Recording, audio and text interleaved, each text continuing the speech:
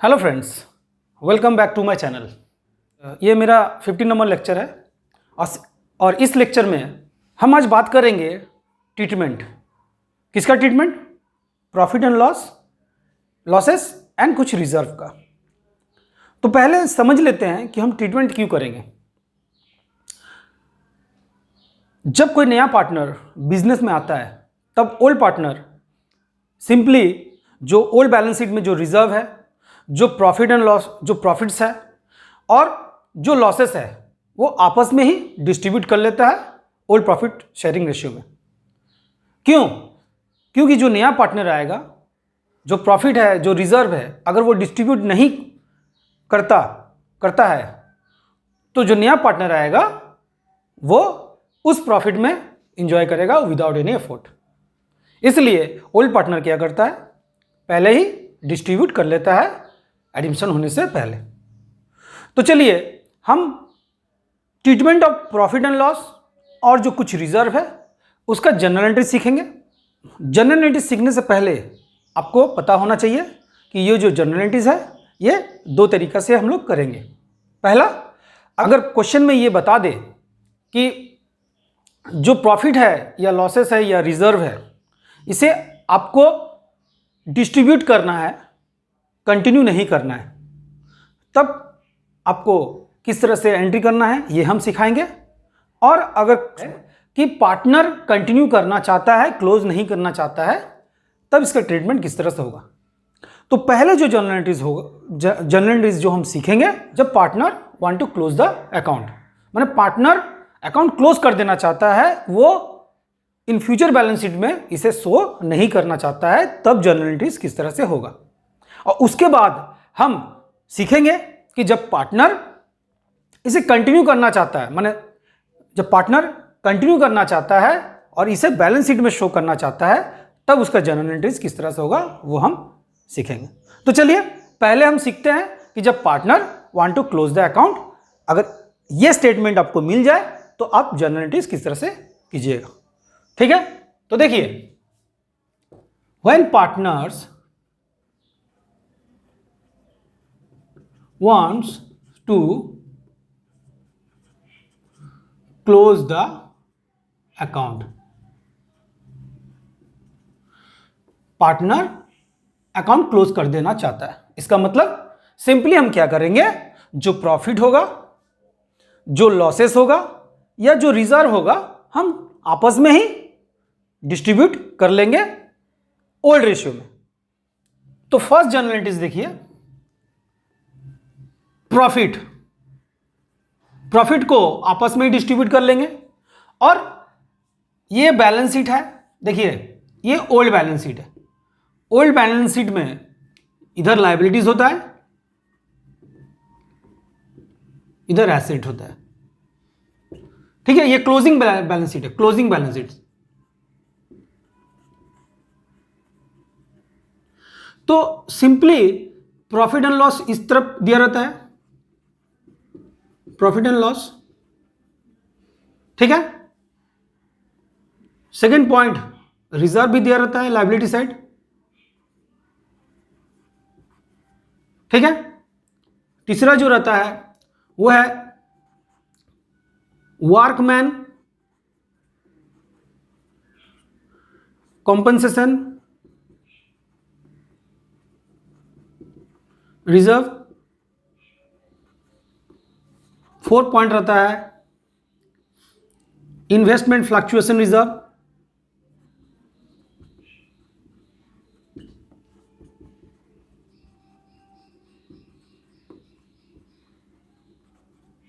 Five number, employ provident fund.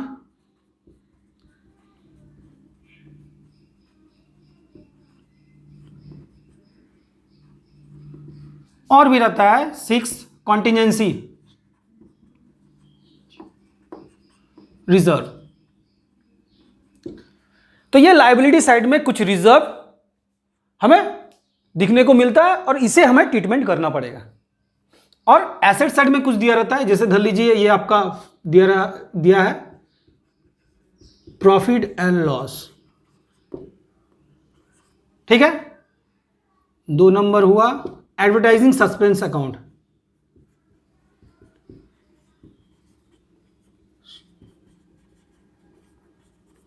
तो इस तरह से दिया रहेगा, तो इसे हम किस तरह से जनरेटिव करेंगे ये हम सीखेंगे। तो पहले हमने क्या बताया कि जब partner want to close the account तब सिंपली क्या करना चाहिए, डिस्ट्रीब्यूट करना चाहिए, डिस्ट्रीब्यूटेड अमोंग ऑल पार्टनर्स। ठीक है, तो profit and loss account debit to, क्योंकि प्रॉफिट एंड लॉस ये प्रॉफिट है और प्रॉफिट को हम क्या करेंगे, ओल्ड पार्टनर में डिस्ट्रीब्यूट कर लेंगे टू, धली जो ओल्ड पार्टनर हम इधर ए और बी पकड़ लेते हैं, टू एस कैपिटल अकाउंट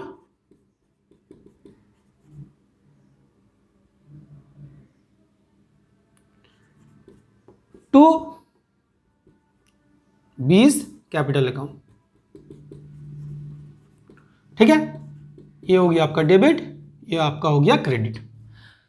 उसी तरह से हमें जर्नल एंट्रीज को डिस्ट्रीब्यूट करना होगा, तो हम कैसे करेंगे, सिंपली रिजर्व, ये तो रिजर्व है, जब जब पार्टनर क्लोज करना चाहता है तो जो ये रिजर्व है ये ओल्ड पार्टनर का है, तो ओल्ड पार्टनर क्या करेगा, आपस में ही डिस्ट्रीब्यूट कर लेगा। तो देखिए आपस में डिस्ट्रीब्यूट कर लेगा, तो इसका मतलब जनरल रिजर्व, इसे जनरल रिजर्व भी बोला जाता है या reserve account, general reserve account debit to A's capital account to B's capital account. ठीक है, उसी तरह से हमें अगर प्रॉफिट एंड लॉस, ये लॉस है, ये अगर डिस्ट्रीब्यूट करना हो तो पार्टनर क्या करेगा, आपस में ही लॉस भी बेयर करेगा। तो जब लॉस बेयर करेगा इसका मतलब क्या होगा, रिवर्स एंट्री आपको करना होगा, एस कैपिटल अकाउंट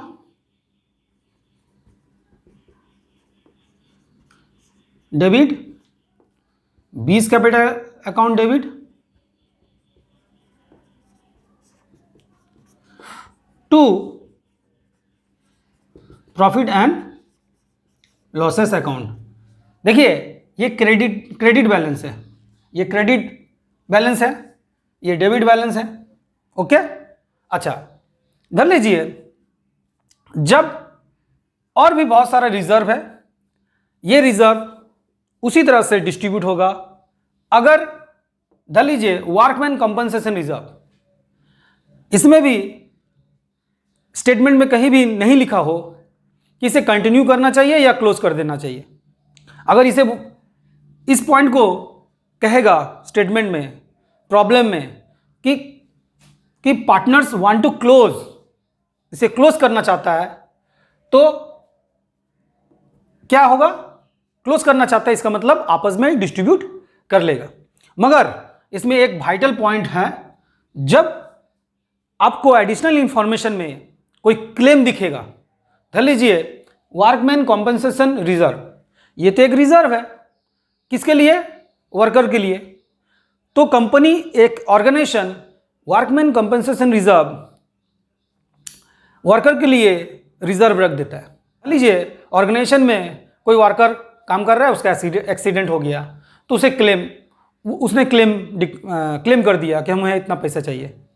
तब उस क्लेम को डिडक्ट करने के बाद जो पैसा रहेगा वो पार्टनर क्या करेगा, आपस में ही डिस्ट्रीब्यूट कर लेगा। तो ये जो पॉइंट है, ये पॉइंट हम कैसे समझेंगे, वर्कमैन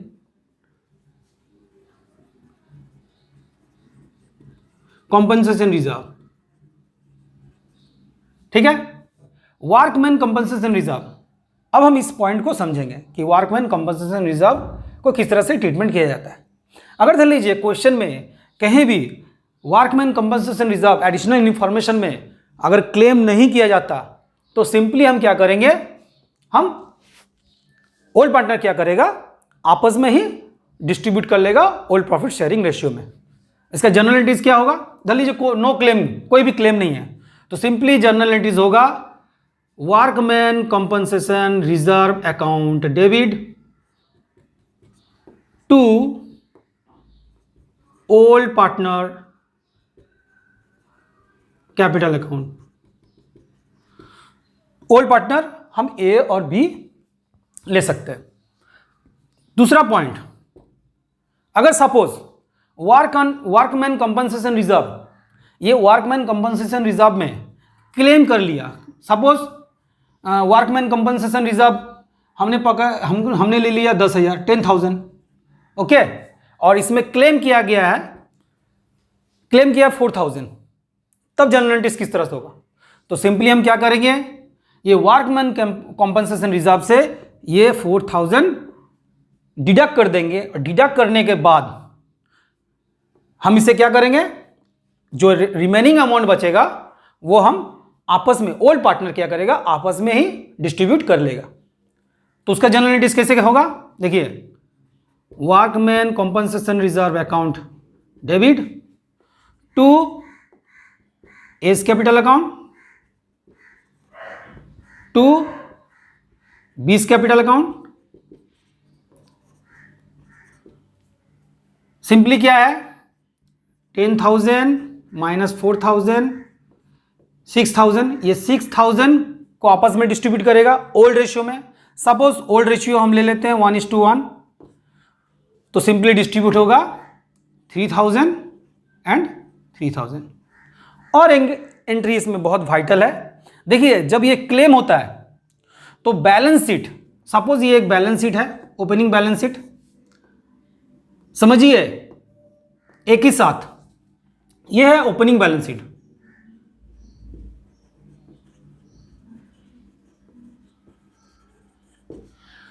तो जो क्लेम होगा, इस क्लेम को इस जगह तो जनरल एंट्रीज हो गया और इसे हम कैपिटल अकाउंट में शो कर देंगे, ठीक है, मगर ये जो क्लेम है इसको हमें शो करना पड़ेगा ओपनिंग बैलेंस शीट में। क्या लिखेंगे? Claim workman compensation reserve, claim बोलकर हमें 4,000 शो कर देना होगा, ठीक है, ठीक है। थर्ड जो पॉइंट है, देखिए चल लीजिए, ऐसा भी तो हो सकता है, ये जो वर्कमैन कंपनसेशन है, क्लेम हो रहा है, क्लेम कर रहा है क्या, 12,000, क्लेम 12,000 है, इसका मतलब ऑर्गेनाइजेशन ने रिजर्व कितना बनाया था, वर्कमैन 10,000, और क्लेम कितना है 12,000, इसका मतलब 2,000 ज्यादा है, इसका मतलब 2,000 ज्यादा है, तो ये लॉस है। तो जब ये लॉस होगा तो हम इसे लाइबिलिटीज में, अगर लॉस होता है तो हम कौन सा जनरल एंट्रीज करते हैं, ऑब्वियसली रीवैल्यूएशन अकाउंट करना पड़ेगा। कैसे? इसका जनरल एंट्रीज कैसे करेंगे, देखिए workman compensation reserve account debit revaluation account debit to workman compensation, sorry, to provision for workman compensation claim. तो देखिए इसमें अमाउंट क्या बैठाएंगे, 10,000, 2,000 का लॉस हुआ और प्रोविजन कितना था 12,000 का। तो इस तरह से भी हम जनरल एंट्रीज करेंगे, ठीक है। अब जो रिजर्व के बारे में हम बात करेंगे वो क्या है, investment fluctuation reserve.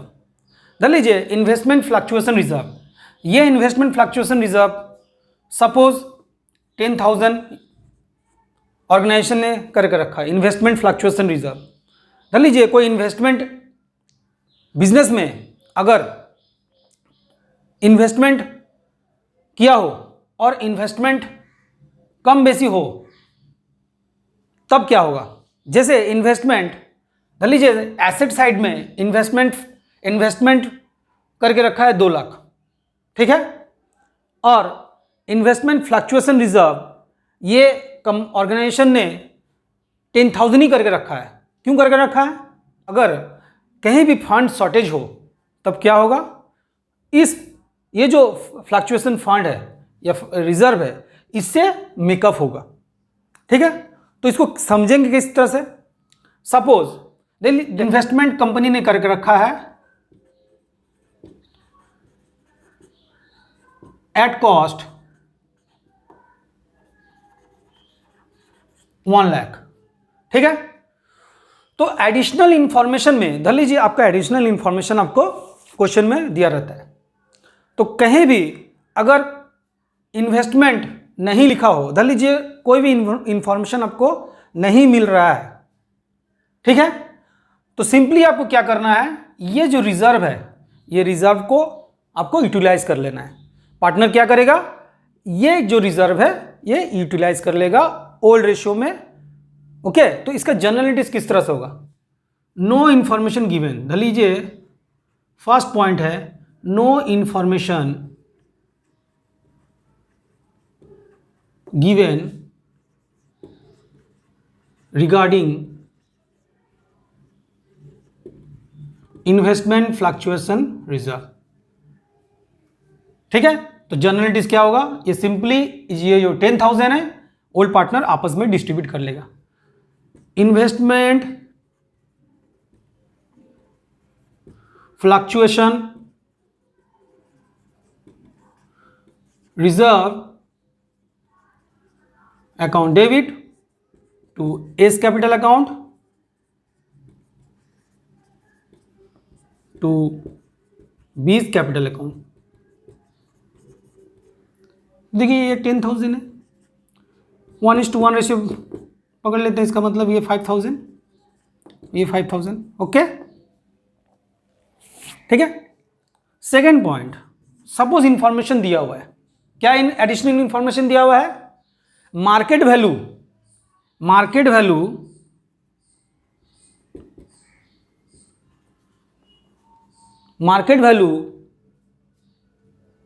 Of investment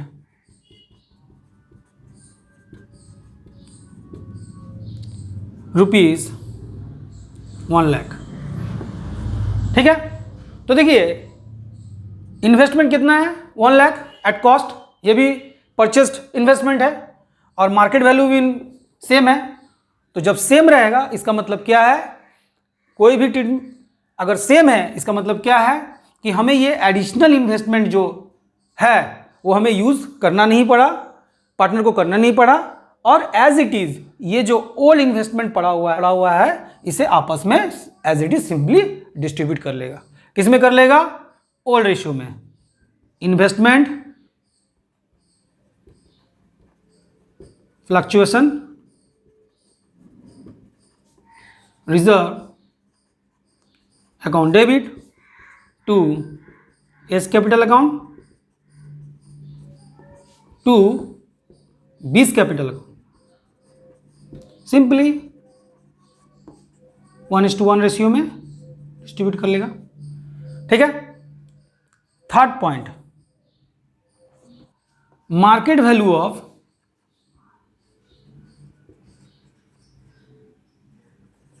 investment ₹90,000। देखिए परचेज कितना था 1 लाख, अब इसमें दिया है 90,000। इसका मतलब ये शॉर्टेज हो गया, तो शॉर्टेज ये रिकवरी कहां से करेगा, ऑर्गेनाइजेशन रिकवरी कहां से करेगा, ऑब्वियसली जो रिजर्व पड़ा है उससे रिकवरी करेगा। तो देखिए रिकवरी कितना करेगा 10,000, इसका मतलब क्या है 10,000 करेगा, तो रिजर्व टोटली यूज हो गया है। जब टोटली रिजर्व यूज हो गया इसका मतलब कोई भी एंट्री हमें करना नहीं पड़ेगा, क्योंकि रिजर्व ही नहीं है तो हम क्यों एंट्री करेंगे। ठीक है, नो एंट्री, क्यों no entry, again I repeat, क्योंकि मार्केट वैल्यू देखिए परचेस कितना था 1 लाख और मार्केट वैल्यू कितना है 90,000, तो 19,000 मतलब शॉर्टेज हो गया इन्वेस्टमेंट, ये शॉर्टेज को पूरा करने के लिए आगे से कंपनी रिजर्व बना कर रखा हुआ है। वो रिजर्व से 10,000 ये यूज कर लेगा, यूज करने के बाद बैलेंस, बिजनेस को बैलेंस कर देगा। इसका मतलब क्या है, और रिजर्व नहीं है। जब रिजर्व नहीं है इसका मतलब क्या है, सिंपली कोई भी एंट्री नहीं होगा। ठीक है। Fourth number, market value, value of investment ₹1,20,000। ठीक है। इसका मतलब क्या है, इन्वेस्टमेंट कितना था 1 लाख और मार्केट वैल्यू कितना है 1,20,000, मतलब 20,000 का इंक्रीज। जब इन्वेस्टमेंट में इंक्रीज होगा, जब एसेट बढ़ेगा तो हम कौन सा जनरल एंट्रीज बनाएंगे, ऑब्वियसली जब एसेट बढ़ेगा इसका मतलब investment account debit to revaluation बनाएंगे ना। तो चलिए उसे लिख लेते हैं। फर्स्ट, इन्वेस्टमेंट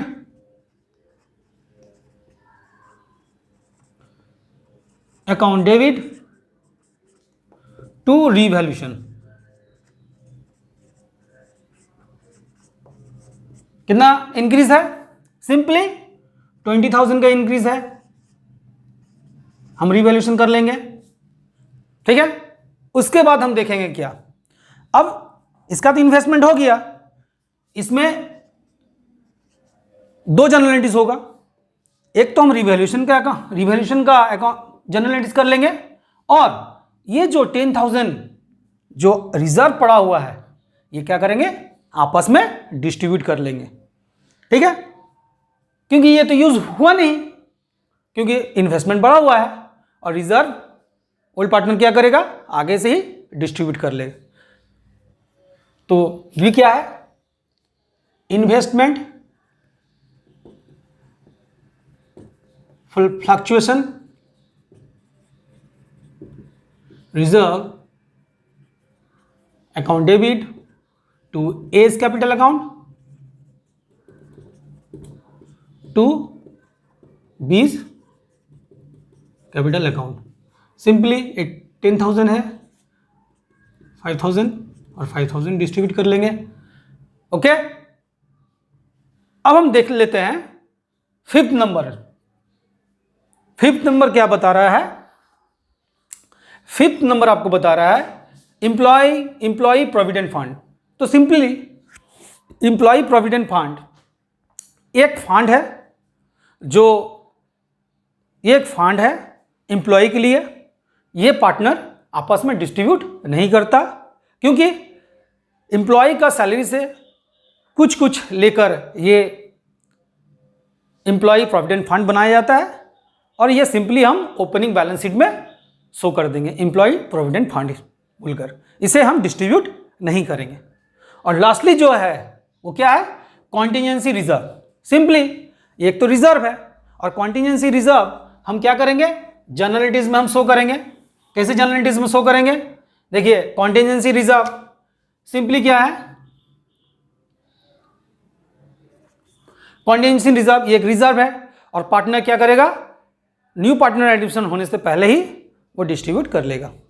तो contingency reserve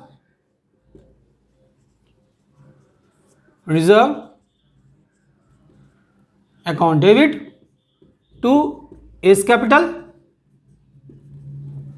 to B's capital account, ये होगी आपका, सपोज ये हम 10,000 ले लेते हैं, इसका मतलब 10,000, 5,000 और 5,000 सिंपली। ठीक है। सेकेंड पॉइंट पे डिस्कशन करेंगे, वो क्या है, जब पार्टनर अकाउंट क्लोज नहीं करना चाहता है, वो कंटिन्यू करना चाहता है, आपको सिंपली ये जो इंफॉर्मेशन है ये प्रोवाइड कर दिया जाएगा क्वेश्चन में। क्वेश्चन में रहेगा कि पार्टनर इसे अनडिस्ट्रीब्यूटेड करना चाहता है, इसका मतलब कंटिन्यू करना चाहता है, तब आपको किस तरह से जनरल एंट्रीज करना पड़ेगा और इसे कहाँ कहाँ शो करना पड़ेगा। तो सिंपली ये करने के लिए हमें कुछ एडजस्टमेंट करना पड़ सकता है।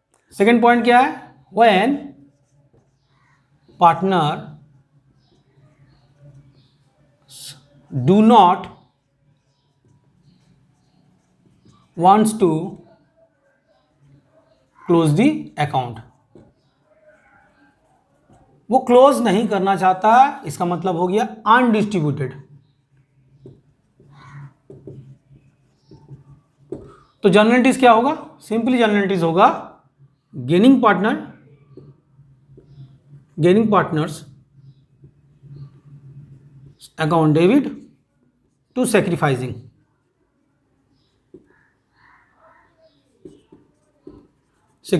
पार्टनर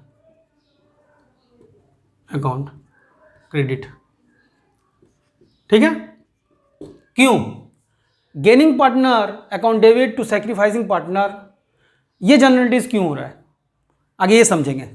देखिए, जब कोई नया पार्टनर आता है तो ओल्ड पार्टनर क्या करता है, जो प्रॉफिट रहता है या कोई रिजर्व, उसे आपस में डिस्ट्रीब्यूट कर लेता है। मगर ये जो क्वेश्चन है, ये क्वेश्चन टोटली क्या कह रहा है कि अनडिस्ट्रीब्यूटेड। इसका मतलब क्या है कि स्टेटमेंट में कहीं ना कहीं क्वेश्चन में लिखा हुआ है कि ये जो रिजर्व, ये जो प्रॉफिट होगा, ये अनडिस्ट्रीब्यूटेड होगा और इसे ये कंटिन्यू करना चाहता है। तब हम जनरलिटीज करेंगे, तब हम जनरलिटीज के क्या करेंगे, क्योंकि जो नया पार्टनर है वो आगे से जो प्रॉफिट है उसमें वो एंजॉय कर रहा है, प्रॉफिट एंजॉय कर रहा है विदाउट एनी एफर्ट। तो जब प्रॉफिट एंजॉय कर रहा है इसका मतलब वो गेन कर रहा है, और जो गेन करेगा इसका मतलब उसे कैपिटल लेके आना पड़ेगा ओल्ड पार्टनर को कंपनसेट करने के लिए। तो कैपिटल कैसे जनरेट होगा वो हम देखेंगे। ठीक है? मान लीजिए कैपिटल है जनरल रिजर्व,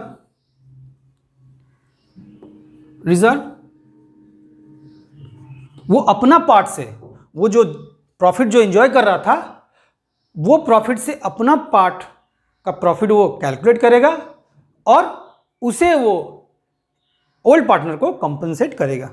ठीक है? तो देखिए अपना पार्ट वो किस तरह से कैलकुलेट कर रहा है। तो जनरल रिजर्व धर लीजिए 10,000। ठीक है? अच्छा, कॉन्टिजेंसी रिजर्व,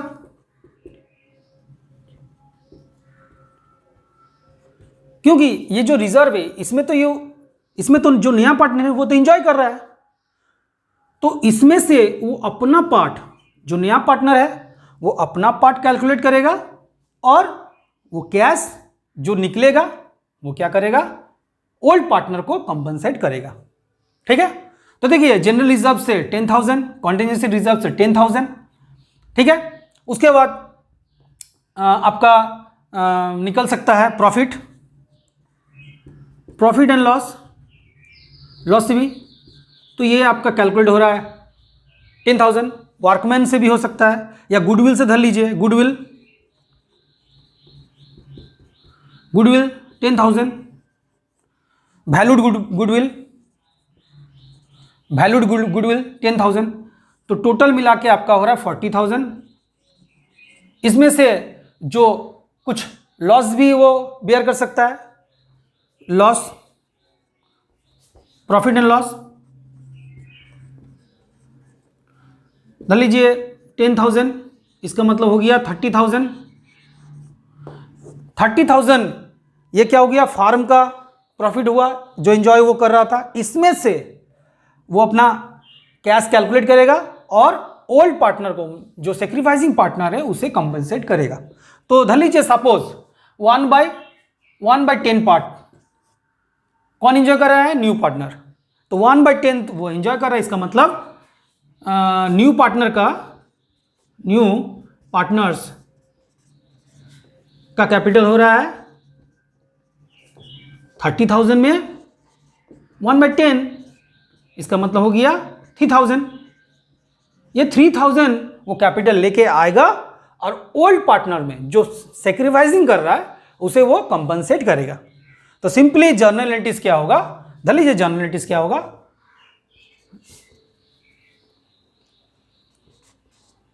न्यू पार्टनर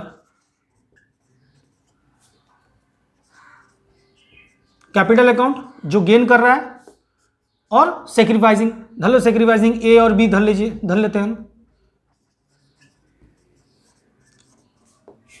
2 बीस कैपिटल अकाउंट, ये हो गया 3,000 और ये हो गया आपका, धर लीजिए 1:1 रेशियो में वो कर रहा है, इसका मतलब हो गया 1500। ठीक है, तो देखिए जो गेनिंग पार्टनर होगा वो जो प्रॉफिट में वो एंजॉय कर रहा था, उस प्रॉफिट से वो अपना कैपिटल कैलकुलेट करेगा, कैश कैलकुलेट करेगा, और अपना पार्ट वो कैलकुलेट करके ओल्ड पार्टनर में जो सेक्रीफाइसिंग कर रहा है उसे डिस्ट्रीब्यूट कर देगा। तो इस तरह से भी ये क्वेश्चन सॉल्व होता है। ठीक है, तो देखिए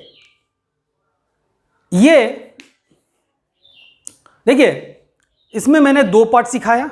एक पार्ट था जब पार्टनर कंटिन्यू नहीं करना चाहता है तब किस तरह से जनरल एंट्रीज होगा, और जब पार्टनर कंटिन्यू करना चाहता है तब किस तरह से जनरल एंट्रीज होगा।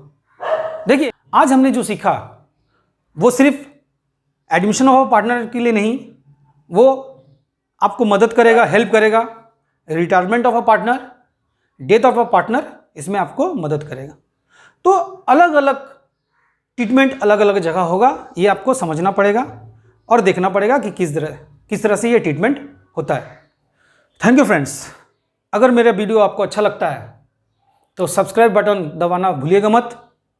सब्सक्राइब बटन दबाने से क्या होगा, फर्दर आपको अपडेट मिल सकता है, आप मेरे कांटेक्ट में रह सकते हैं, और इसे ज़्यादा से ज़्यादा शेयर कीजिए जिससे और भी स्टूडेंट इस वीडियो को देख सके और ज़्यादा से ज़्यादा अकाउंटिंग करे और सामने आने वाला जो एग्जामिनेशन है इसमें टॉप करे। ठीक है, अगर कोई भी क्वेश्चन नहीं समझ में आ रहा है तो मेरा व्हाट्सएप नंबर डिस्क्रिप्शन में दिया हुआ है, आप जाके व्हाट्सएप कीजिए या मुझे ईमेल भेजिए, जिससे मैं आपका क्वेश्चन का आंसर दे सकूं, और ज़्यादा से ज़्यादा शेयर कीजिए जिससे मैं बेनिफिट भी हो सकूं। ठीक है फ्रेंड्स, आज के लिए इतना ही।